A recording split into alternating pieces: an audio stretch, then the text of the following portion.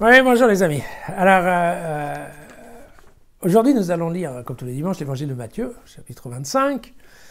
Voici les versets 14 et 30. Alors, pour la parabole qui est assez connue, qui est la parabole des talents, que nous avons déjà discuté le 2 septembre dernier, d'ailleurs, je ne ferai pas vraiment de commentaires détaillés sur ce texte. Je vous remercie d'aller voir dans Jésus Facile quel est le commentaire que j'avais fait à ce jour.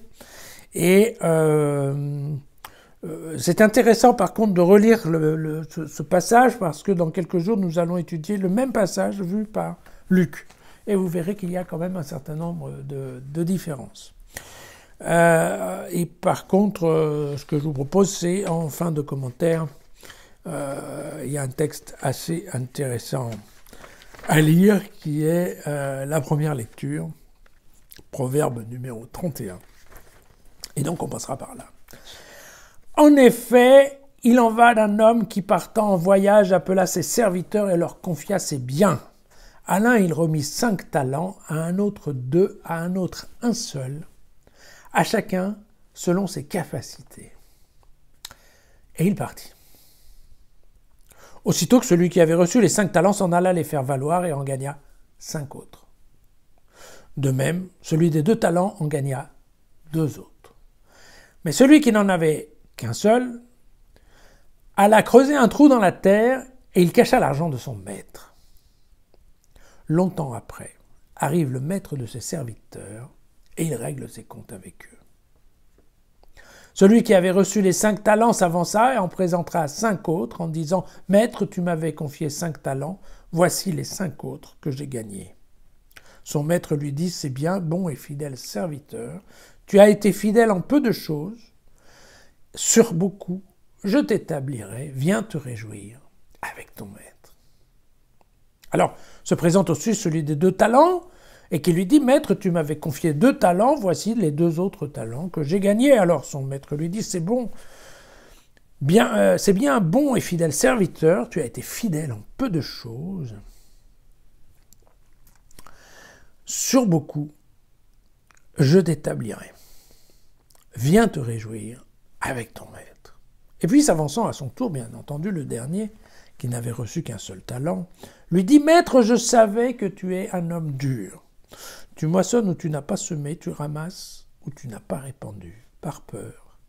Je suis allé cacher ton talent dans la terre, alors le voici, tu as ton bien. » Et son maître lui répondit « Mauvais serviteur, timoré. Tu savais que je moissonne où je n'ai pas semé et que je ramasse où je n'ai rien répandu. Il te fallait donc placer mon argent chez les banquiers. À mon retour, j'aurais recouvré mon bien avec un intérêt. Voilà, retirez-lui donc son talent et donnez-le à celui qui a eu les 10 talents. Car à tout homme qui a, l'on donnera, et il sera dans la surabondance, mais à celui qui n'a pas, même ce qu'il a, lui sera retiré. Quant à ce serviteur bon à rien, jetez-le dans les ténèbres du dehors, là seront les pleurs et les grincements de dents. Voilà. Donc on s'en souvient, c'est un texte, vous vous rappelez, je vous avais dit que le message principal c'était sur la fidélité du serviteur. La fidélité et l'amour, la compréhension que peut avoir le serviteur pour son maître, et j'insiste bien, vous avez vu qu'ici, le maître connaît bien ses serviteurs, puisqu'en fonction de leur capacité, il va leur donner un montant différent. Donc il va donner 5 talents à celui qui pense être le meilleur pour faire fructifier, 2 ensuite et 1 après. Donc vous voyez que celui qui ne reçoit qu'un talent, le maître en fait, avait déjà une forte présomption que ça ne marcherait pas. Voilà. À la fin, c'est la question de la relation de l'amour, en fait, du serviteur pour son maître et le fait que le serviteur doit, quelque part, bien connaître son maître et ne pas le mettre en doute, en fait, avoir une certaine confiance. Voilà.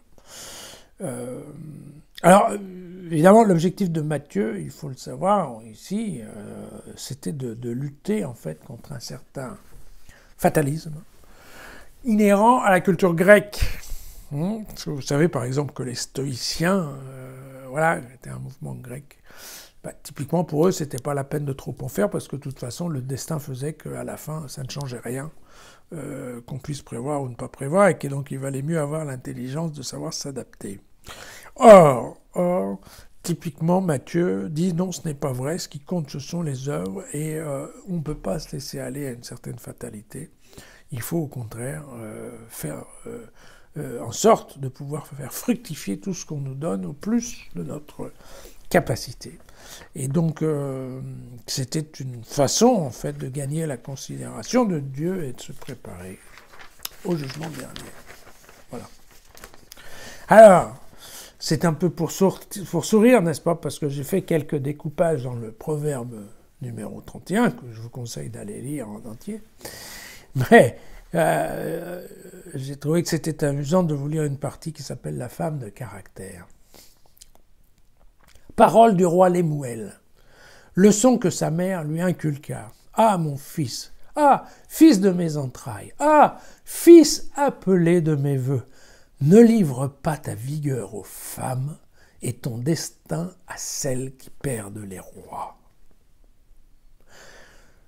Une femme de valeur, qui la trouvera?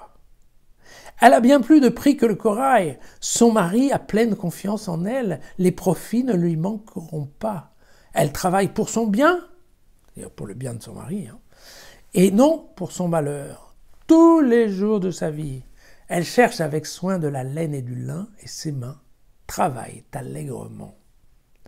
Elle est comme les navires marchands. Elle fait venir de loin sa subsistance. La subsistance du mari. C'est une parenthèse que je rajoute. Elle se lève quand il fait encore nuit pour préparer la nourriture de sa maisonnée et donner des ordres à ses servantes. Elle considère que ses affaires vont bien et sa lampe ne s'éteint pas de la nuit. Elle met la main à la quenouille et ses doigts s'activent au fuseau. Elle ouvre sa main aux misérables et la tend aux pauvres. Elle ne craint pas la neige pour sa maisonnée, car tous ont double vêtement. Donc, ce qui veut dire qu'effectivement, elle sait bien tricoter. Elle fabrique de l'étoffe pour la vendre et des ceintures qu'elle cède aux marchands. Force et bonheur la revêtent. Elle pense à l'avenir en riant. Elle ouvre la bouche avec sagesse et sa langue fait gentiment la leçon. Elle surveille la marche de sa maison et ne mange pas paresseusement son pain. Après, il y a un petit passage qui fait mal. La grâce trompe, la beauté ne dure pas. La femme qui craint le Seigneur, voilà celle qu'on doit louer, à elle le fruit de son travail, et que ses œuvres publient sa louange. Voilà. Si vous me demandez le rapport avec les talents, je reconnais que j'en sais rien. Mais bon. Voilà, à demain.